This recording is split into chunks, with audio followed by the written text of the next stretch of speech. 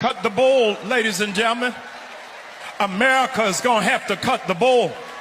Somehow or another, they can't find the Epstein list, and they know that Trump is right on it. But I'm going to pause right here because I want to know what white evangelical pastors are going to preach this morning against a president who is accused of sleeping with 3 14-year-olds, but they will not hold him accountable, but they claim that that's God's man. Y'all better cut the bull. He's going to bomb Iran, and then y'all gonna say he deserves a Nobel Peace Prize. He deserves a peace prize like I need a hole in my head. You better cut the bull. It's 1 year since the fake assassination attempt, and Congress nor Senate has launched one investigation yet. You better cut the bull.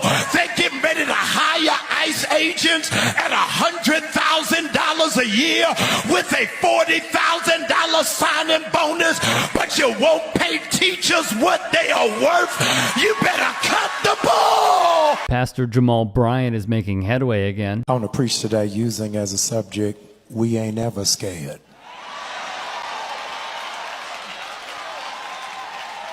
Look at the person beside, tell they done picked the wrong one this time. Look him in the eye, tell him we ain't ever scared.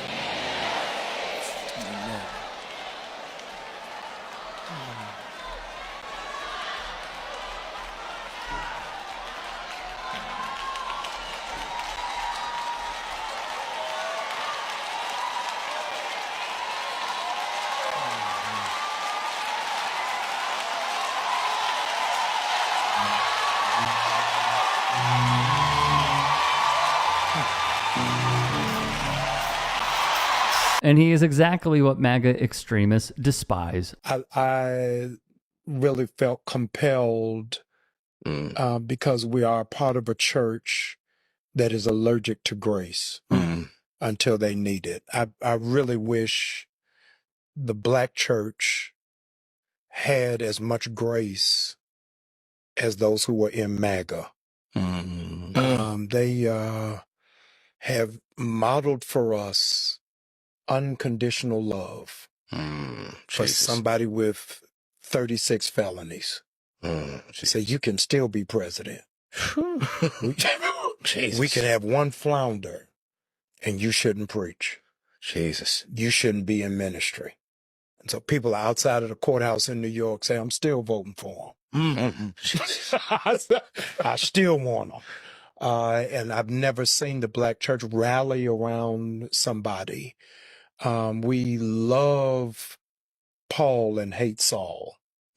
Says, I want you in your completed process, but I don't want you in your journey.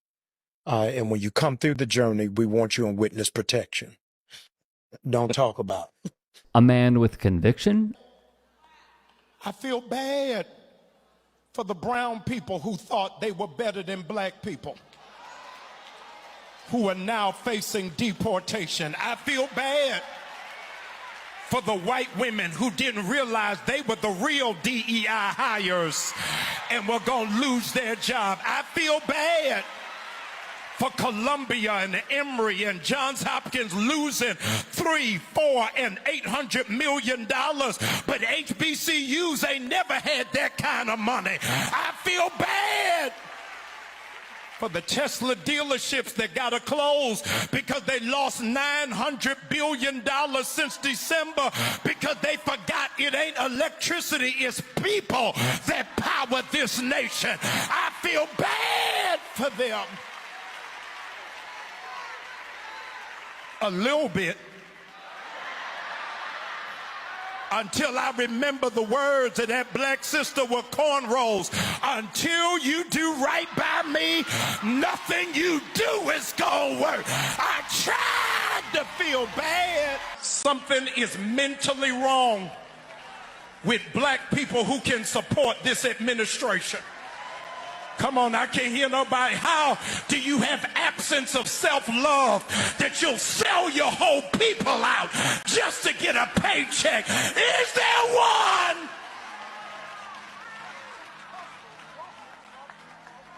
Black congressmen, black senators calling the president daddy. Something is wrong with you. Black preachers who said this is who God sent. Something is wrong with you.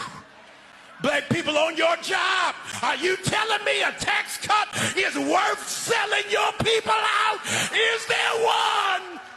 So I wish that America had lived up to Dr. King's dream that we're based off of the content of our character and not the color of our skin, but that's not true. And for the last 18 months, I've been hearing from the President of the United States that Mexicans are rapists and criminals and thugs. I am not hearing this in the barbershop. I hear this from the most powerful man in the universe to say this about Mexicans without an exception. I think that we're doing ourselves a disservice to not look at what is the impact of hearing that. What is the impact of hearing from the most powerful man in the United States of America that white South Africans are being robbed of their property, when the overwhelming majority of black South Africans are living in abject poverty? So we don't say anything about gentrification, say nothing about redlining of zip codes. Oh, somebody was robbed.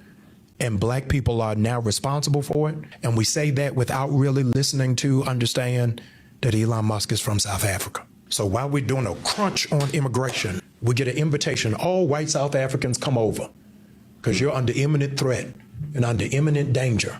But black South Africans gotta apply for a visa and are 9 times more likely to be rejected than a Russian. Is that based off of merit? No. So these Fox News speaking points have now become so ingrained in the culture so that anything that is spoken to it is questioned. A man who sees the reality of these dark and troubling times we are in. Elon and Trump started to tell some truth when they started to have a little beef, right? And all of a sudden, once they was beefing and all of like the truth was coming out, because Trump was like, well, we could save some money if we just cut your contracts. I'm like, I've been saying that. Like, just cut his contracts. Yes, I've been saying that. Like, we are overpaying. These contracts for defense, they decided to take defense spending up $1 trillion. They decided that every ICE agent should be entitled to at least a $42,000 bonus. While these fools are going out here dragging people and doing all this kind of stuff, and then they're going to tell people, no, we're going to take your health care. No, we're going to take food away from you. No, we're going to take your housing vouchers away. And then people want to say, well, it's about the money y'all sending overseas, not understanding that one of the reasons people haven't been flying planes into buildings in the United States is because of our soft power. And on his podcast, he hosts conversations such as these. A few things that I also really like about this is, number one, when he calls out evangelicals for their hypocrisy, it's great to watch, honestly. It's refreshing.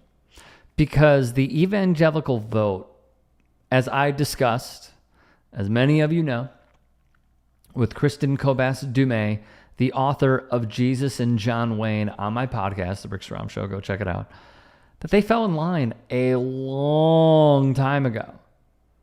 And they have not looked back. When you see a pastor check others and hold up a mirror to their ideology and how it just doesn't fit, it's gorgeous to watch, honestly. It is a chef's kiss.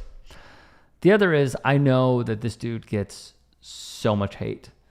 And to see him day in and day out stay with his convictions, stay with his truths, is a sight to behold.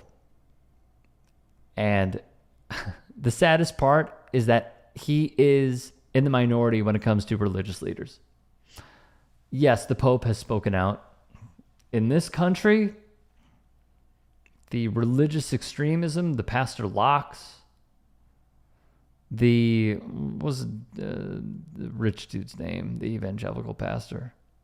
I have his face. His face is done up. He's the dude that didn't allow his church to open in Houston when they had the flood victims. I know everyone is just yelling it at me right now. Him. And the others that we have shown on this channel with Inside Editions, Lisa Guerrero going up to Copeland about having multiple private jets. Come on, man. So shout out to Jamal Bryant. Shout out to his podcast as well. Go follow him because he is preaching.